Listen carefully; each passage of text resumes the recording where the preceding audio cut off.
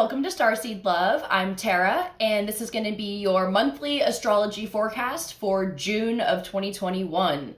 So we are already halfway through the year, which is fucking crazy to imagine, but here we are. It definitely seems like time is continuously speeding up, which technically it is. As we move into higher frequencies, time is also accelerating.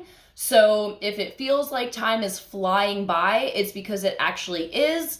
And we will be continuously speeding up time until we basically just pop into the now. Like, we'll be strictly focused on the now. The past won't really be relevant. The future won't really be relevant. And we'll kind of just be vibing in that energy. So it's a little hard to comprehend. When you think of like the fifth dimension where you transcend time and space, because we've been living in the third dimension where there is time and space, which is time is basically just consecutive nows, one after another, that gives you the illusion of a process, like a procession of time. So once you reach the fourth dimension, which is the dream state, time and space are kind of wonky. You can jump from one to another. It can go very fast or very slow. And then in the fifth dimension, you're completely outside of time and space, just here in the now. So we're continuously accelerating. I feel like we've really been noticing these shifts since 2020. Really it feels like since 2012 is when shit really started to pick up in intensity and like really pick up the pace. So, so if you're noticing that, we're already here in June, and it's going to be an interesting month. So, just jumping right into it, starting with May 29th, we had Mercury Retrograde begin, and that is in Gemini, which is ruled by Mercury. And a lot of the retrogrades that we have right now are in their home sign. So it's really interesting, and it's really highlighting the energies of those planets. So Gemini being an air sign and the communicating sign, you might find that this retrograde, there's a lot more miscommunication, or, you always have like people from the past popping up, maybe exes, maybe you're reaching out to exes. I always recommend not starting like a new relationship with an ex. Like, don't go back to them during this time. If you need to, sometimes it can be beneficial. It's not this like, oh my God, don't fucking do it, it's gonna be a shit show. It's not like that. If you reach out to an ex, or if they reach out to you, it's really just to close down some things that need to happen. Or if you really feel that draw, there's lessons that will come from that will support you in your journey. So it's not one of those things that's like, oh my God, you should not do this ever. It's just, it might not work out, especially if you're thinking about reigniting something with an ex. It can end up going by the wayside fairly quickly. So if that's the case, I would maybe wait until after the 22nd of June when Mercury goes direct and see how you're feeling about it then. So just be extra cautious with your driving. People tend to get in car accidents or just, have like car issues and stuff like that. So, but again, you can work with this energy as long as you're taking your time. Don't be rushing to go places, give yourself extra time so that you're not late. I strongly recommend just having some extra planning going on. That way you have some more leeway in your timing and stuff like that.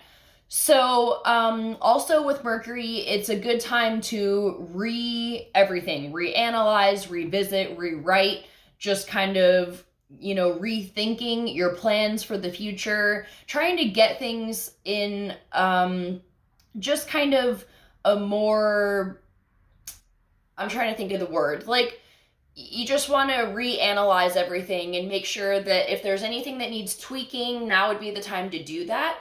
Again, it's not a good time to like launch things, but you can. It's kind of funny. I'm actually in the process of launching my YouTube channel during Mercury retrograde, and there's been some delays, it's not the ideal timing that I would like, but I'm just giving myself some extra time. I'm just having a little more patience with technology malfunctioning and stuff like that. So it's not the end of the world if you do. You just have to put in a little more effort to make sure that things go smoothly. And that goes for signing contracts. You want to make sure that you're reading everything, that you really understand everything.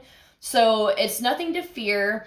And especially if you are ruled by Mercury, it can affect you more. So, like I said, just make sure that you're being a little extra patient with yourself and just giving a little more time to the things that you're trying to do.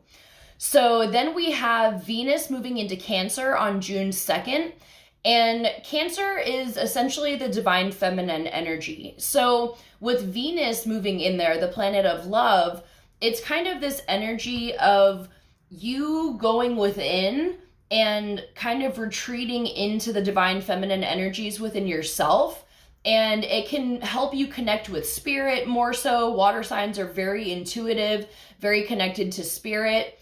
And it can also bring up things from self-love, maybe things from childhood, or just you might feel a little extra triggered emotionally about things, but it's nothing to fear. It's just showing you areas where you could improve self-love and your relationships. And you can also be feeling extra sensitive, extra compassionate, and it's a really beautiful energy to be in. If you are like me and I have like less than 10% water in my chart. I have no water in my inner planets. So I have a hard time usually with the inner planets in water signs because it's such this new energy that I'm not used to. So if you're like that and you don't have a lot of water in your chart, it can be a really good time to kind of delve into these deeper emotions and just try to let yourself be a little more vulnerable and opening to people in your life, especially in partnerships or friendships or family, and just allowing yourself to kind of experience this deeper emotion. Like, I feel like it's more heart-based, whereas it's not overthinking like air and fire signs might do, or even earth. I mean, everyone has a tendency to overthink, but especially if you have lots of air in your chart, that can also affect it. So this could be a little challenging, but I encourage you to go with it and just see how it feels to sit in that energy. So then we have on the 5th, we have Mars opposing Pluto. So this is going to be, so Mars is kind of like the fighter planet, that real passionate driving energy.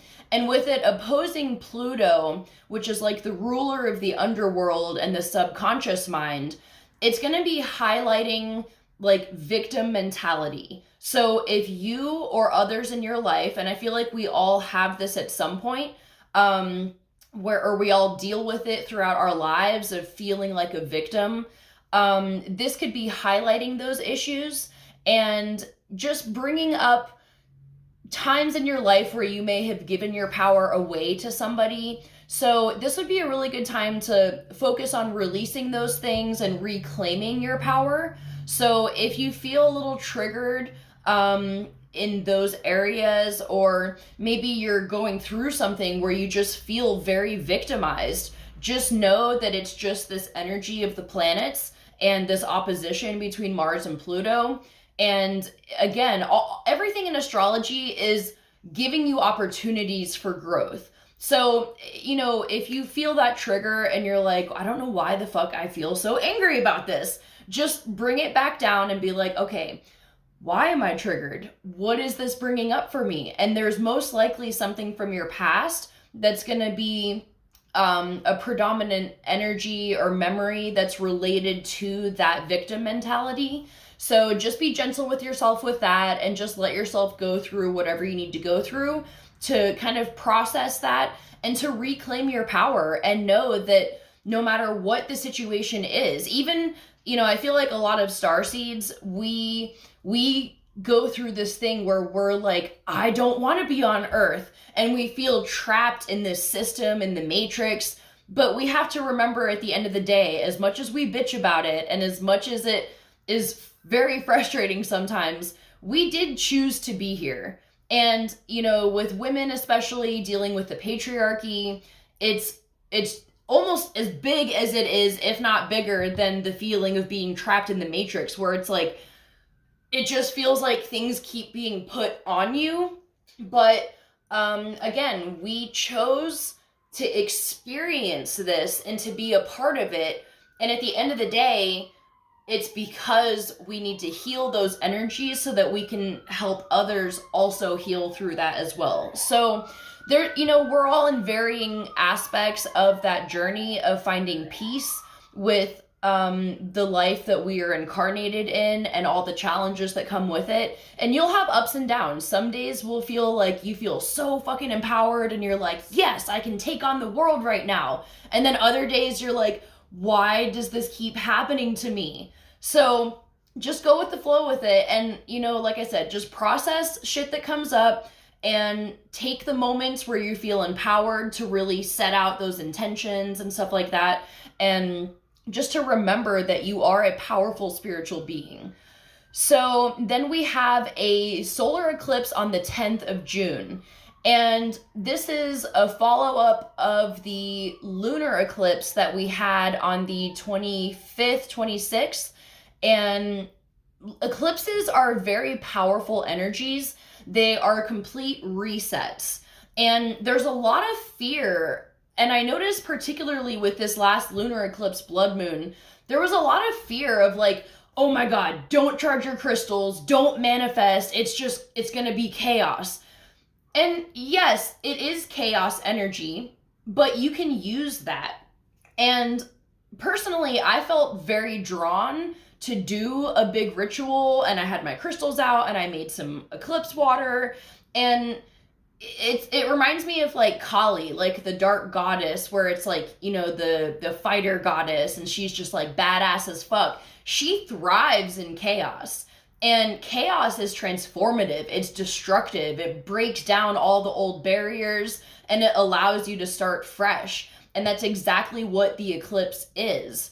So, you know, for future eclipses, if you would like to do a ritual or if you feel called to do it, which you might not, but what I did personally, I was at the beach, and as the moon was being eclipsed, I was writing down all the shit that I wanted to let go of, and just, you know, a couple things, like the things that I'm currently dealing with, instead of like this laundry list of things, because you want to put a good amount of energy into a couple things instead of spreading a little bit of energy across multiple things, and it can be more powerful that way.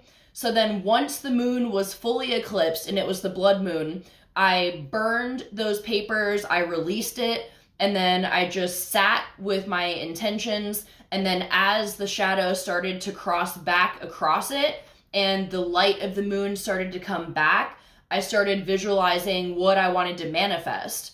And you can also use eclipses for, and you know, this isn't for everybody, but if you're a gray witch or you dabble, you know, not everybody believes in the law of three and stuff like that. But if you want to even just send energy back to somebody, not necessarily a hex, but just like if somebody's been fucking with you in your life and you're like, you know what? I'm sending this right back. That's what you can do with the eclipse. So it's up to you. It's whatever you feel. Everyone has their own way of practicing. So, you know, don't hate on people who do that type of thing. Don't hate on people that do hexes, you know, full on like dark magic. Personally, I believe that we are beings of light and dark. And if there is a really good cause for somebody that is really fucking with you, I have no qualms against sending that right back to them. So that's just me personally, but you know, some people choose to not do that, and that's fine too.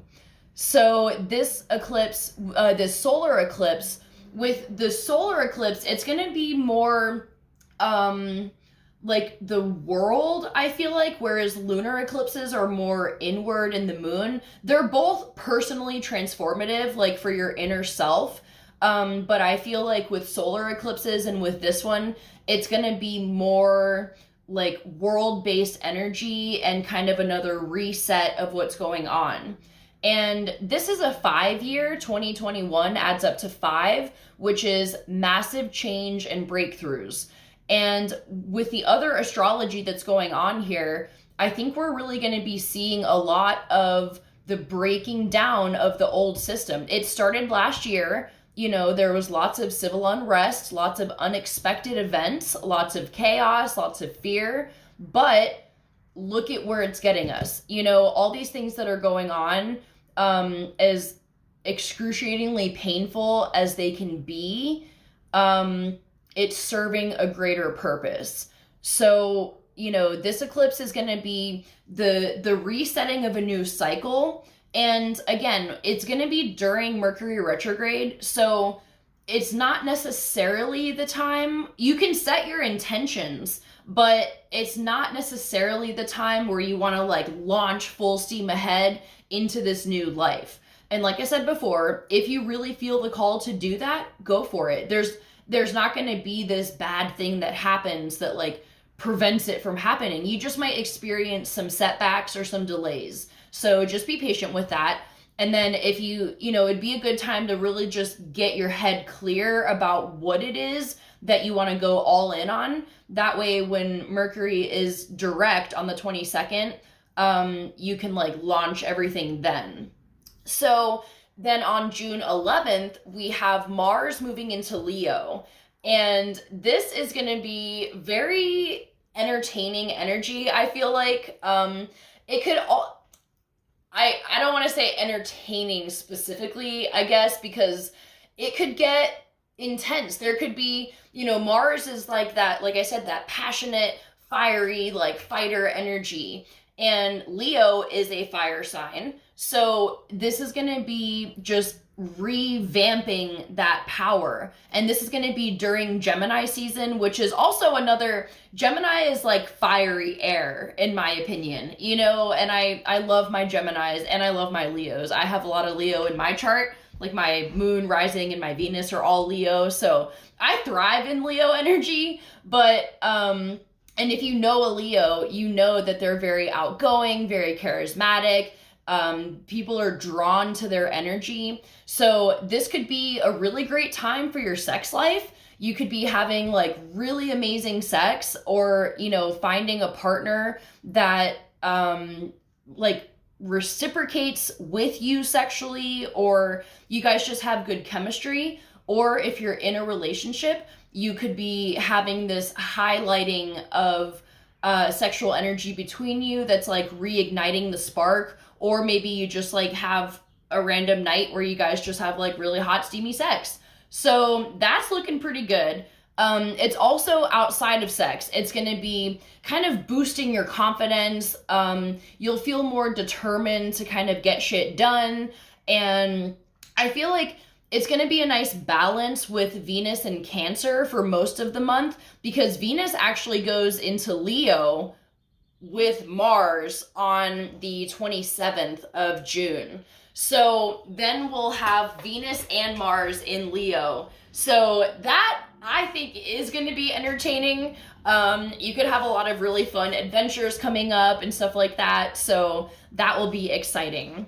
So then I think the biggest thing that's going on this month is on June 14th, we have Saturn squaring Uranus. So this is a big thing. You might have heard about it. Like last year, people were talking about, you know, how this is kind of going to be the theme of 2021, because it happens 3 times throughout the year. We had one on February 17th. We'll have one on June 14th.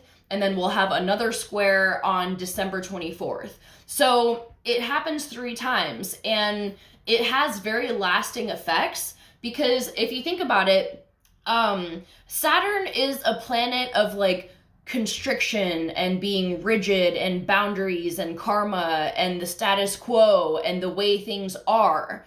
And Saturn is going to be in Aquarius, which is like the fucking opposite of that. So they're very opposing energies. And, you know, Aquarius brings new, fresh insights and dreaming and inspiration and just like out of the box thinking. So with that alone, it's going to be kind of this toppling of the old systems and the old structures and breathing this breath of fresh air into the things that we've been dealing with in like long term in terms of like politics, government, institutions, and things like that. And then with Uranus, that's the planet of rebellion, and that's like the awakener planet. And it's going to be in Taurus, which is again kind of the opposite. Well, yeah, kind of the opposite of Uranus energy, because Taurus rules the material world, your finances, your home life, you know, food and shelter and stuff like that. So it's going to be shaking up all of these areas. And with the square, it can really be causing major global shifts. And, you know, I feel like 2020 was kind of a prelude to what's going on here. And there's going to be, I think, lots of very unexpected changes. Similar to last year, no one was expecting. I mean, yes, we had astrologers saying shit's going to go down, something's coming, but we don't really know what in astrology. It's just you have these energies, but how it's going to manifest, we have no fucking clue. So with this going on, there can be things like, you know, like I said, last year we had this pandemic hit and no one was expecting that like to come out of the blue and like this isolation and stuff like that. But then again, look at how it shifted us. What was, in my opinion, intended to be a thing that like shut people down and kind of, you know, seemingly took people's power away and isolated everybody, it had the opposite effect. People connected more than ever. I mean, yes, it's a lonely experience, and a lot of people went through a very tough time being isolated, but it created this camaraderie where, you know, neighbors were talking more than they used to, and you're reaching out to people that you haven't spoken to in a while, and people are helping other people more than ever, and really trying to just like have this sense of community. So think of that energy in relation to this Saturn squaring Uranus, because no matter what kind of chaotic events happen, it's gonna be for the long run better. So, you know, for example, the last time that we had, well, okay, there's like 2 times they were in different signs, but the last time we had Aquarius and Taurus involved with Uranus and Saturn was in 1522, which is when Martin Luther translated his German version of the New Testament and like basically instigated the Protestant Reformation. And if you know anything about history, that did not go smoothly. As much as he was trying to like calm people and be like, hey, we need peaceful revolution, everyone was like, no, fuck the Catholics, and like it became this whole thing. So, you know, but at the end of the day, it created a, I feel like kind of a neutral energy. Like you could look at it as like good or bad, but like it created a serious like divide in history where like after that things changed politically, you know, in the climate with like the kings and queens of, you know, the European countries. At least I'm more familiar with like European history. But you know, that was a dividing line of like when things really changed. So that's going to be kind of what we're going to experience. And, you know, it's structural institutional changes. So I hope that we will experience a serious breakdown of our government and of like, you know, institutionalized racism and keeping people in poverty and breaking down capitalism and, you know, the things that have been issues for way too fucking long. I think we are gonna see this heightened, and sometimes shit has to hit the fan for it to transform. I mean, if you think about our capitalist society, it would have to take a lot to stop the corporations from sticking their greedy fucking fingers in everyone's pockets and, you know, stealing our tax dollars to fucking bomb children and innocent people. So it would take a lot but it's possible.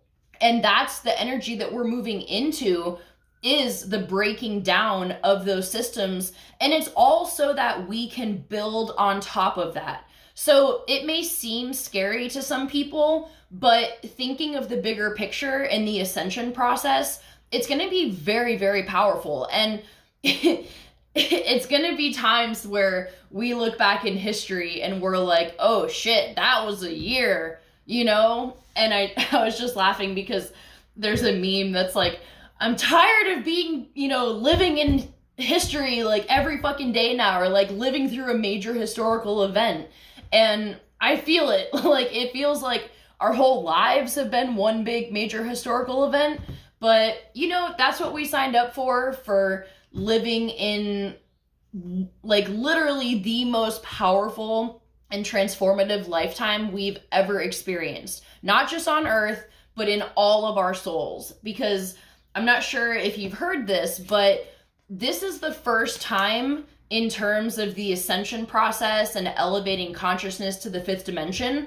This is the very first time throughout all universes and galaxies and parallel worlds that we are ascending in our physical body. We've ascended many planets before, like the Starseed crew. We go to different planets and we're like, we're going to help you guys. We're going to help you guys. But typically when a planet ascends to the fifth dimension, they go through like a physical death, and then they like pick things back up in the fifth dimension in like spirit form. But not us, not this time.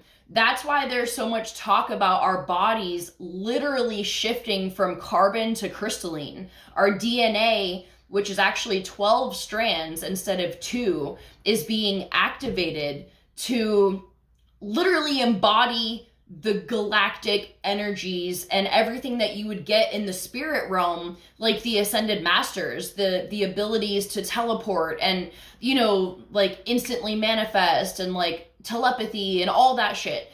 That is in our DNA already. So it's a slow but steady process, and that's kind of what's happening. So anyways, that was kind of a sidetrack, but I just get really excited about that because it's fucking crazy. Like, we're doing it.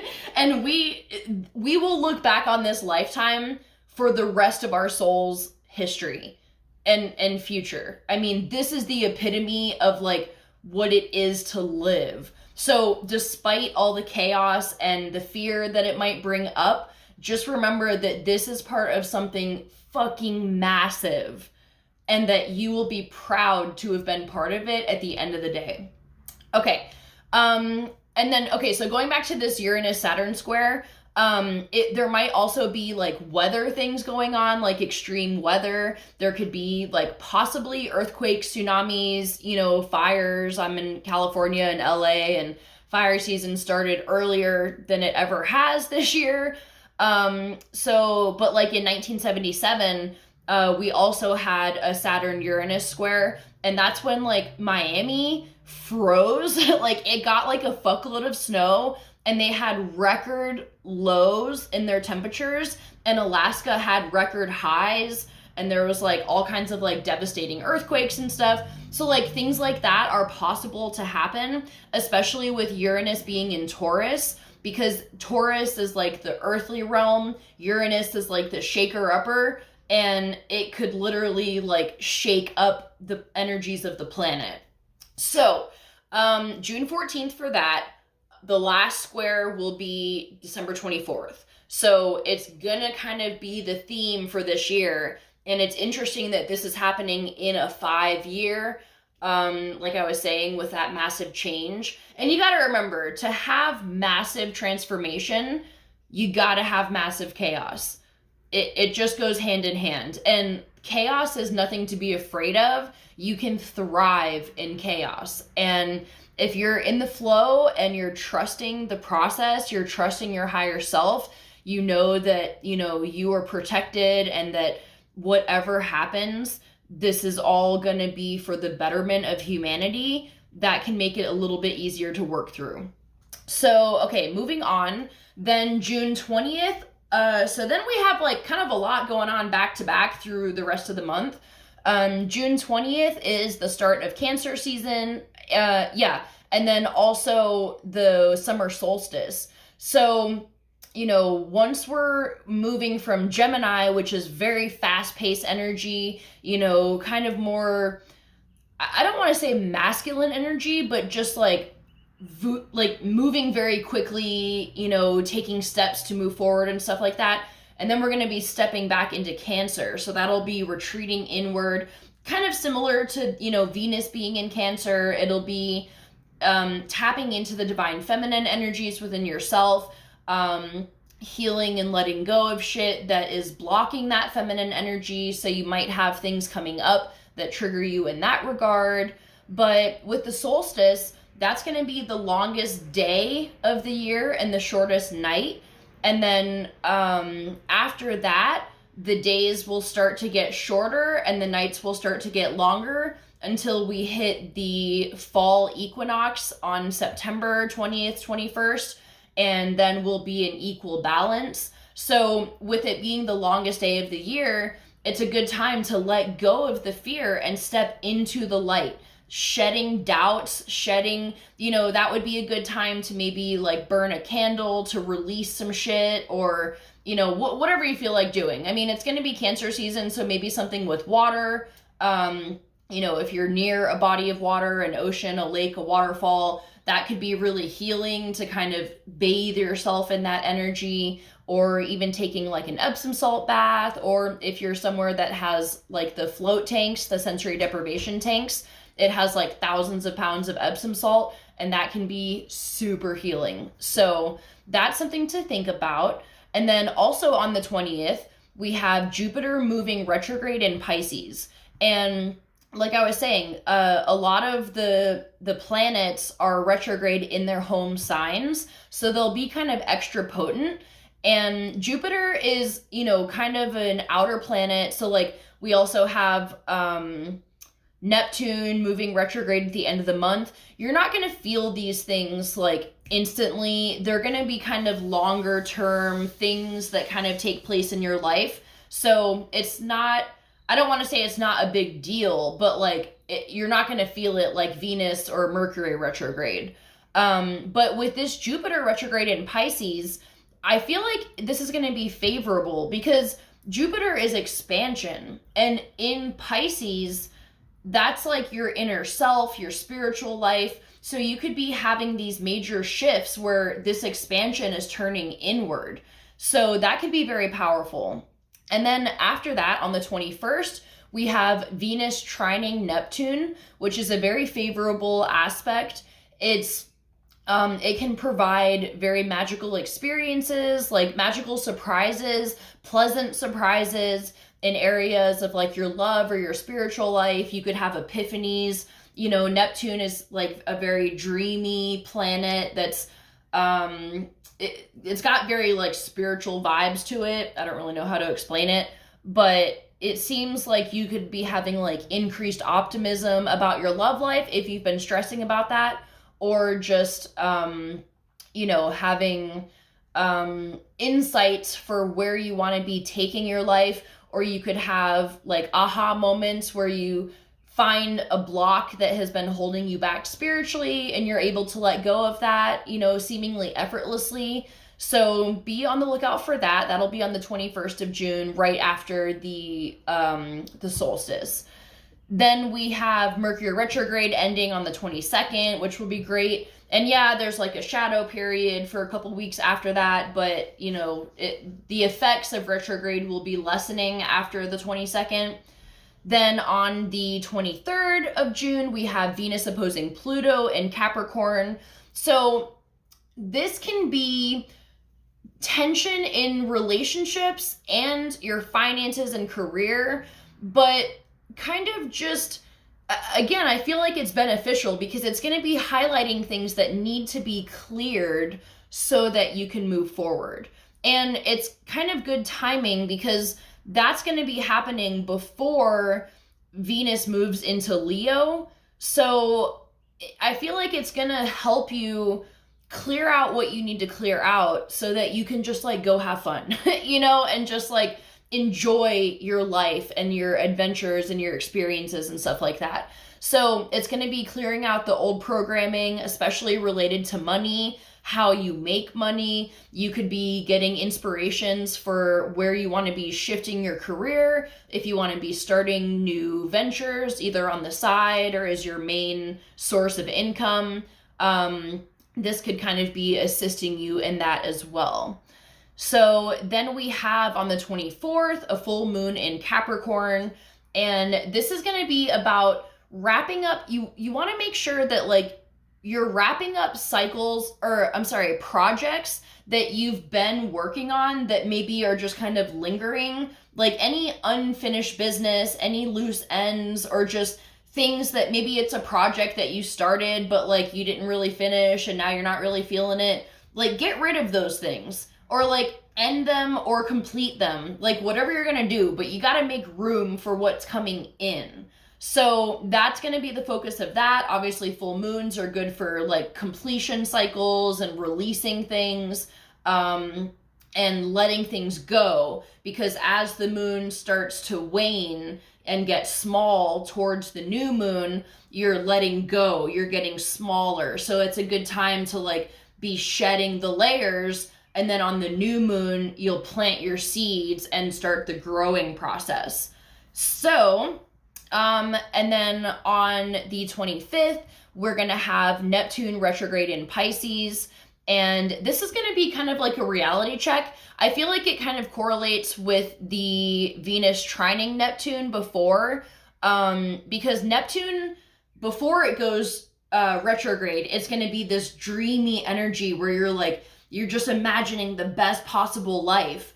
And then when this retrograde hits in Pisces, you could be like, okay, but how do I make this happen? You're kind of bringing in the fantasy land and like figuring out ways to make it an actual reality. And then the last thing that's going to be going on is Venus moving into Leo on the 27th after being in Cancer at the beginning of the month. So we're having a lot of Cancer energy. We have Venus in Cancer almost all of June. And then we move into Cancer season with then Venus moving into Leo. So they're kind of opposite energies, which I feel like will be a good balance. But Venus in Leo is going to be similar to Mars, but it's going to be more focused on like the intimacy of your relationships in terms of like emotional connection. And, you know, it can be influencing your sex life as well. I feel like this would be the best month for your sex life with Venus and Mars being in a fire sign, especially, I guess I should say, particularly if you have fire in your chart, you're really going to be feeling this, especially if you also have a fire Venus and Mars. You're just going to be like on one. So get ready, just be safe, be cautious, like whatever. We got unexpected changes happening. You don't want any unexpected surprises in your life. So be fucking careful. But yeah, other than that, that's pretty much all the astrology that we have going on for June. So I hope you enjoyed this video. This is my first set of videos that I'm launching on my YouTube channel. I'm kind of merging over from Facebook, where I've been doing tarot card readings for the last several years. And so yeah, this channel, if you like this video and you like, my style and stuff, feel free to subscribe to my channel. I'm going to be doing monthly astrology updates. I'll be doing monthly readings with tarot cards and oracle cards for each individual zodiac sign. And then I'll be doing a monthly meditation for whatever moon we have going on, or just, kind of just pick of the litter, like whatever's happening that month. And then also, I do a lot with sacred sexuality and working with the divine feminine energy and, kind of healing sexual trauma that may have happened in the past and stuff like that. So I'll also be delving into that in my videos here and there. So if any of that resonates, just give me a subscribe, and, it would help me out if you could like and comment and all the bullshit just to help me get some traction going. But I hope you guys have a great month, and I will see you next month for our next video. Bye.